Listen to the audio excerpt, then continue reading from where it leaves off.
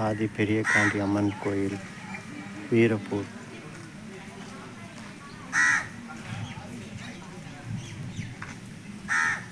எங்களுடைய குலதெய்வம்.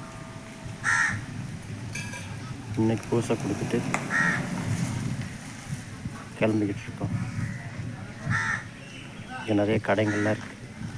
மாலை, தேங்காய் பழம், மாலையெல்லாம் ரொம்ப ரேட்டு கம்மி இருக்குது. சாமிக்கு வாங்கி போடணும்னு வாங்கி போடுங்க. தேங்காய் பழமெல்லாம் இருக்குது. விளையாட்டு ஜாமான், தேர் மிட்டாய்கள்.